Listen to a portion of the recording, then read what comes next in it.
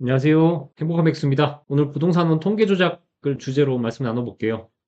이걸 조작을 한다는 것 자체가 진짜 할 말이 없긴 합니다. 제가 KB만 보지 부동산원은 거의 안 보거든요. KB는 이제 장기 시계열이 있습니다. 86년부터 시작했잖아요. 그래서 우리나라에서 이렇게 장기적으로 통계 자료가 제공되는 항목이 뭐가 있을까요? 인허가 정도가 있고 그 외에는 가격 변동에 대해서는 이 KB 시세를 참조할 수밖에 없습니다. 왜냐하면 부동산원은 잘 안 보는 이유가 원래부터 안 봤어요. 이게 조작이라든지 아니 이런 이슈가 있기 전부터 이거는 13년부터 만들어진 통계이기 때문에 제가 이거를 또 단기적으로 보고 또 장기로 볼 때 KB로 보고 이런 것들이 자꾸 왔다 갔다 하는 게 불편하니까 저는 그냥 오래전부터 특히 40년 전부터 진행이 됐던 KB를 주로 봤었거든요.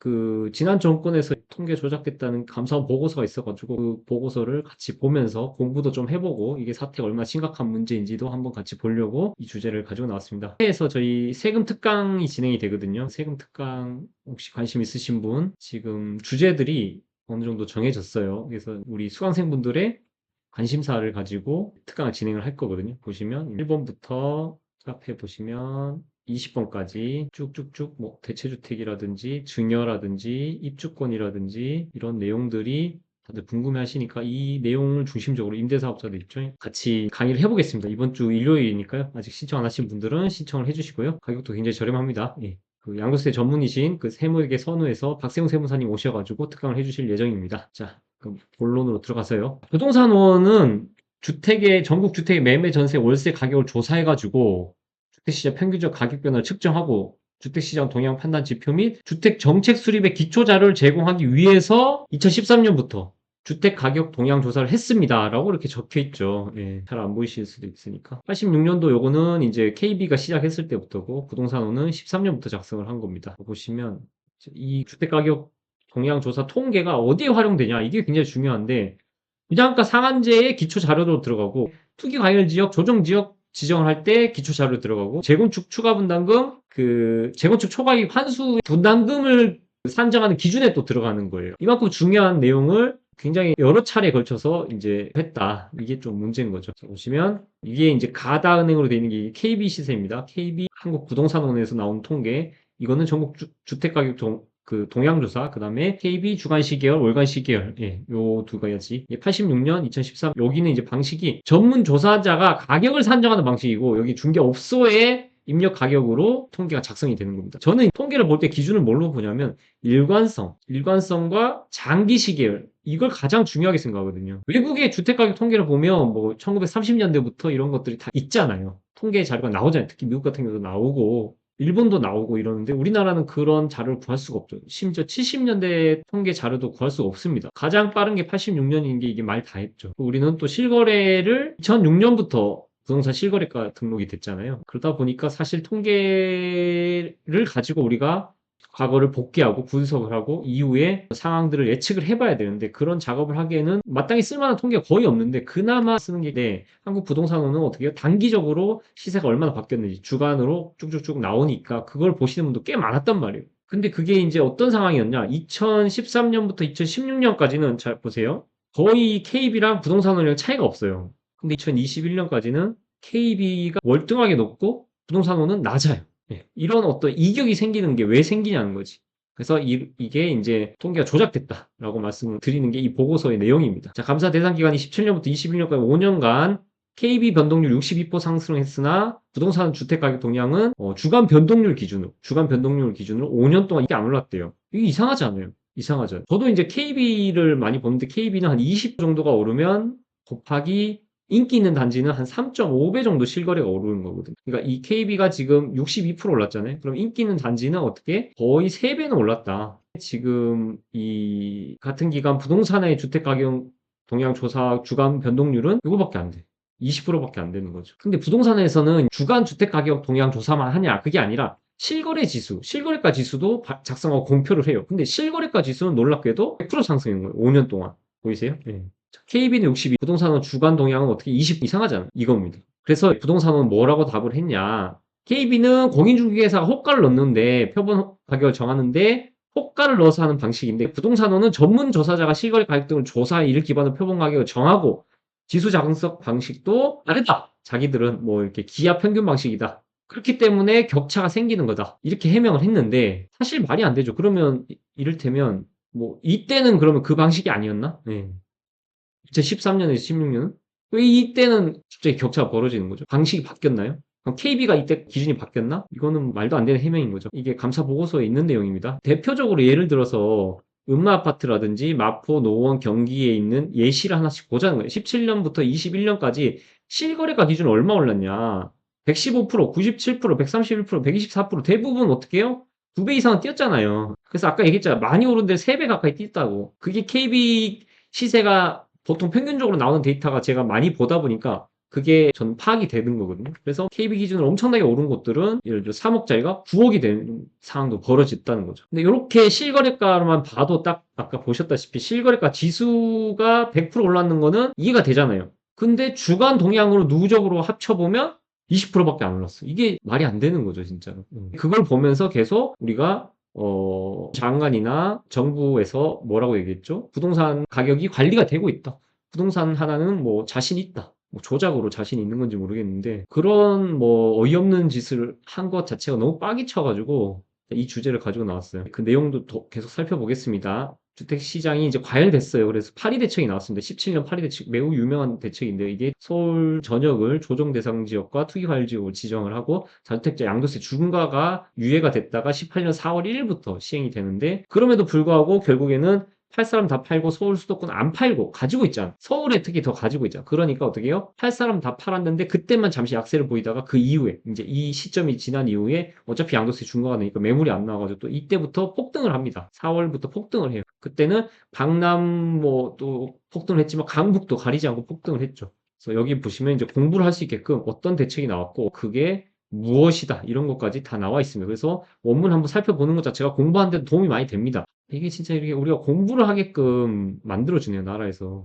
어떤 그 부당한 지시가 있었냐, 부당한 그 통계 조작이 있었냐. 원래는 통계는 통계법에 의해 가지고 그 제공할 수는 있지만 사전에 요청에 의해서 어떠한 요청에 의해 가지고 특히 뭐 정책 수립이라든지 이런 거에 의해서 근데 완성되지 않은 작성 중인 그런 데이터를 요청을 해가지고 볼 수는 없는 거예요. 그거 위법한 거예요. 통계법에 안 맞는 거죠. 근데 그거를 사전 제공을 요청을 한 거예요. 진짜 욕이 나오죠. 그 다음에 이게 수립 정책 전후로 정책이 나오고 정책이 전후로 어떻게 해요? 주요 대책이 나올 때 그때 그 오른 폭이라든지 이런 것들을 관리를 하는 거예요. 처음엔 매매가로 시작했다가 나중에 전세가 이런 것까지. 그리고 처음에 서울만 시작했다가 수도권까지 확대를 하는 거죠. 처음에는 서울 아파트 매매가 변동률 대해서만 보고를 요구했으나 이제 수도권 아파트 매매가로 나중에 임대차 3법 때는 전세가까지 가지고 와라. 뭐 이렇게 얘기가 된 거죠.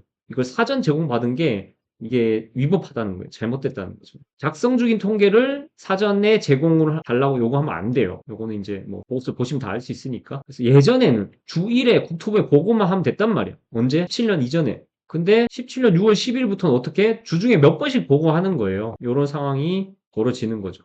그 다음에 나중에 임대차 3법 나왔을 때 전세가격도 이제 달라. 그리고 전세가격도 조정을 해라. 압박을 들어오고 그거에 대해서 통계청에서 우리 못하겠다. 이렇게 하면 안 된다라고 해서 여러 차례 이거를 요청을 했어요. 중단해달라고. 그렇지만 다 부정을 당한 거죠. 위에서 시키는 대로 시키면 시킨 대로 하는 거고 까라면 까는 거니까 이렇게 간 거죠. 또 공부할 내용을 보면 실거래가가 2017년부터 21년 5년간 서울 지역 아파트 실거래가는 전반적으로 상승을 했다. 쭉 상승했다. 우상향했다. 지수 변동 추이를 보면 100이 올랐다는 거. 100. 요 사이가. 그리고 17년 말엔 재건축 단지 중심으로 상승세가 나타나고 1월에는 상승이 나오고 8월 달 같은 경우에는 여의도 용산 그 통합 개발 계획을 발표 막 하고 GTX까지 막 합쳐져 가지고 그때 상승세가 더 빠르게 나왔었어요. 그래서 이때 주간 변동률이 굉장히 높았고 KB 기준으로 주간 변동률 1.2까지 나왔는데 이때 한국부동산원의 실거래가 지수 말고 주간 변동률은 굉장히 낮게 나왔던 거죠. 여기 보시면 그때 사항들 자세하게 설명이 됐어요. 그래서 이걸 읽어볼 만한 가치가 있는 거예요. 17년 9월 달에 잠실주공 5단지 재건축 계획안이 나오면서 또 이게 한번 재건축이 들썩거렸고 그 다음에 초과이익 환수제가 다시 이제 시행이 될 것 같으니 재건축을 먼저 그 시행되기 전에 들어가려고 했던 그러니까 이런 재건축 위주의 상승 이런 것들도 나왔다라는 게 이게 다 설명이 되잖아요. 그래서 이런 걸 보면서 우리가 그때 시장이 어땠었고 이런 것들을 공부를 할 수가 있는 거죠. 그리고 이후에 8년도에 그래서 급등을 하다 보니까 9.13 대책이 나오고 9.13 대책 이후에 물량이 헬리오시티가 입주하니까 다소 안정을 보이다가 19년 상반기까지 다소 안정인데 이게 물량이 많아서 그런 거죠. 수도권 전역에 물량이 많아가지고 그 다음에 이제 기준금리 인하가 시작됩니다. 인하가 시작되고 게다가 코로나까지 나오면서 더 이제 그 양적 완화가 이루어지면서 그 이후로는 유동성 장이 펼쳐지면서 폭등을 하는 거죠. 그래서 KB 기준으로 보면 20년, 21년 서울시 상승률이 굉장히 높죠. 실거래가 지수로 놓고 봐도 굉장히 높습니다. 근데 주간 그 주택가격 동향 조사 얘가 문제인 거죠. 얘가 너무 낮게 나온 거죠. 이거 말이 안 되죠, 솔직히.